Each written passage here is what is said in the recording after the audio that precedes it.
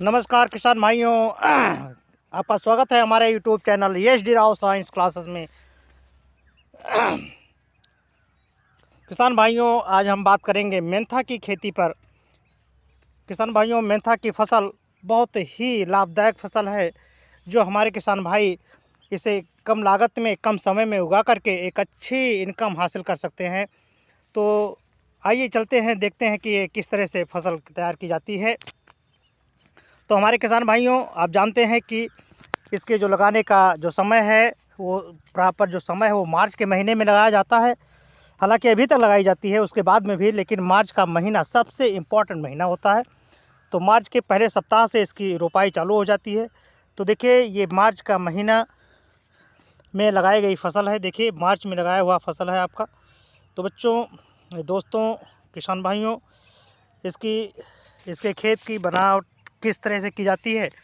जब हमारी दलहन फसल कट जाए, या मान लीजिए दलहन की फसल जब कट जाती है, खेत जब साफ़ हो जाता है, तो इसके खेत को पहले भुरभुरा बना लिया जाता है।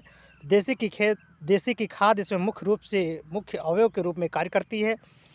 खेती करने के लिए देसी खाद का प्रयोग किया जाता है। इसमें मुख्यतः देसी खाद, लेकिन अगर नहीं है तो कोई बात नहीं, डीएपी, यूरिया और अनेक मल्टीपल इसमें जो न्यूट्रिशन है उसका भी प्रयोग किया जाता है। तो किस तरह से आप इसका प्रयोग करें, वो हम आपको किसान टेक्निकल विधि से बताएंगे। क्योंकि पौधे से यहाँ पर जितने भी ये फसल देखिए, आपको जिस तरह से लाइन में दिखाई दे रहा है, ये लाइन में आपको बैठाना होगा। कैसे बैठाना होगा? जब खेत आपका तैयार हो जाए तो आप इसको दो विधि से बैठा सकते हैं। एक अगर नाली विधि है, अगर आप इसको नाली बना करके बैठाते हैं तो ज़्यादा उत्तम है। अगर आप नाली नहीं बनाते हैं तो भी आप इसको रस्सी के द्वारा रस्सी पर आप अपनी गांठ बांध दें 20 सेंटीमीटर पर। तो पौधे से बीज की दूरी जो होती है 20 सेंटीमीटर होती है, और एक लाइन से दूसरी लाइन की दूरी जो होती है वो 30 सेंटीमीटर, लगभग 30 सेंटीमीटर की दूरी पर रखते हैं। और आप उसी 20 सेंटीमीटर की दूरी पर और 30 सेंटीमीटर के जो अनुपात है, उसी पर लगातार अपने पौध को रोपित करते जाइए। और दो विधि से आप पहले भी पानी चला सकते हैं, बाद में तो आप पहले पानी चला दें। और खेत की जो पानी चलाने की विधि है वो आप क्यारी विधि बनाएं। क्यारी, क्योंकि पानी सब कहीं जगह पौधे को मिलना चाहिए, तो आप क्यारी बना करके क्यारी बनाते जाएँ, पौधे को रोपित जाए, मतलब रोपित करते जाए, बैठाते जाए। ठीक है किसान भाइयों। फिर आगे क्या होता है कि फिर जो आप न्यूट्रिशन डालते हैं वो खेत, मतलब लगाने से पहले ही डाल दें खेतों में, ठीक है। फिर क्या होगा, आप इसमें कोई मतलब दवा या इस सब का प्रयोग ना करें। दवा का प्रयोग आपको 15 दिन के बाद में करना होगा। जब देखें कि तुम्हारे में खरपतवार आ गया है, या कोई और किस तरह के खर हैं, तो उसमें आप भी उसका उपयोग कर सकते हैं। जैसे एजिल का प्रयोग आप कर सकते हैं। जैसे ये एक 100 ml प्रति बीघे के हिसाब से आप इसका छिड़काव कर सकते हैं। छिड़काव करने की विधि जो आप देखिए बहुत ही ज़रूरी है, क्योंकि आप छिड़क देते हैं दवा, लेकिन वो कार्य नहीं करती है। तो इसके बारे में भी आपको जानना ज़रूरी है कि जो दवा छिड़काने की जो बात है, वो जब पानी हो, प्रॉपर पूरे खेत में जब पानी हो, तभी आपको दवा छिड़कनी चाहिए। और दवा छिड़के कि पूरे पानी में फैल जाए। अगर पानी कहीं सूख जाएगा तो वहाँ पर दवा उतनी इफेक्टिव नहीं हो पाएगी। इसलिए आपको दवा का प्रयोग करते समय यही बात का ध्यान देना ज़रूरी है कि कहीं पर पानी की कमी ना हो, ठीक है। अब किसान भाई देखते हैं कि उसकी प्रथम गुड़ाई जो होती है वो दूसरे से तीसरे सप्ताह में करनी चाहिए। पौधे लगाने के दूसरे से तीसरे सप्ताह में उसकी गुड़ाई कर देनी चाहिए। और गुड़ाई करने के बाद में उसमें बूस्टर का प्रयोग या कोई भी अच्छे पोषक तत्व वाले फर्टिलाइजर्स का भी उपयोग करना चाहिए। खासकर सल्फ़र जो पौधे की बढ़वार को, पत्तियों को बढ़ाते हैं, उनकी बढ़वार को भी बढ़ाते हैं। तो पत्तियों के लिए सल्फ़र का प्रयोग करना बहुत ज़रूरी होता है, ठीक है।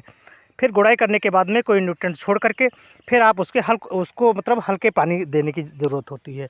क्योंकि पानी भी बहुत देने की ज़रूरत नहीं होती है, क्योंकि हल्की आप सिंचाई नहीं करेंगे तो पानी जहाँ पर भर जाता है तो उसकी पत्तियाँ ख़राब होना शुरू हो जाती हैं।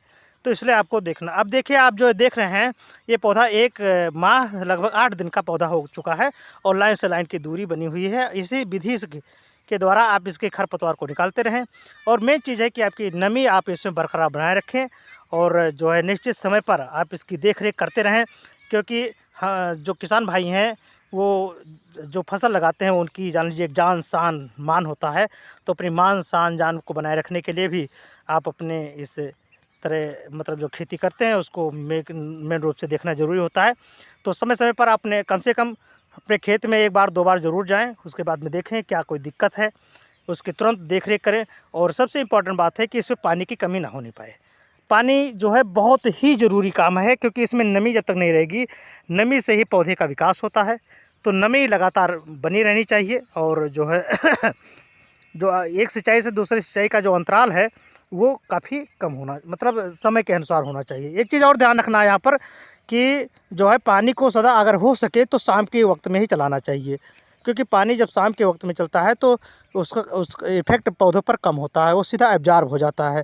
और जब पौधे यानी दिन में काफ़ी धूप में जब पानी चला जाता है तो वाष्पोत्सर्जन ज़्यादा हो जाता है, पानी जो है भाप में उड़ जाता है, पौधों को प्राप्त नहीं हो पाता है। ठीक है किसान भाई, तो इन सब चीज़ों का ध्यान रखना है और लगातार निश्चित रूप से अपने पौधे को देखभाल करते रहें, कीड़े मकोड़े न लगे, और निराई गुड़ाई समय पर करते रहें, क्योंकि निराई गुड़ाई या कोई उसमें रोग ना हो, ताकि आपका पौधा अच्छी तरह से विकास करे, अच्छे तेल का उत्पादन हो।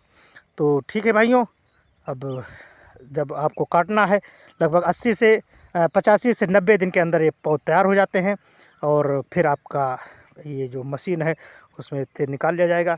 तो ठीक है बच्चों, ठीक है हमारे किसान भाई, हमें आशा है कि ये आपका वीडियो अच्छा लगा है। अच्छा लगा हो तो उसको लाइक और सब्सक्राइब करना ज़रूर भूलें ना। और ये देखिए ये खेत की जो निराई हो रही है, खेत की निराई लगातार निराई गुड़ाई करवाते रहें, ताकि अच्छी फसल आपको प्राप्त होती रहे। जय जवान जय किसान, नमस्कार।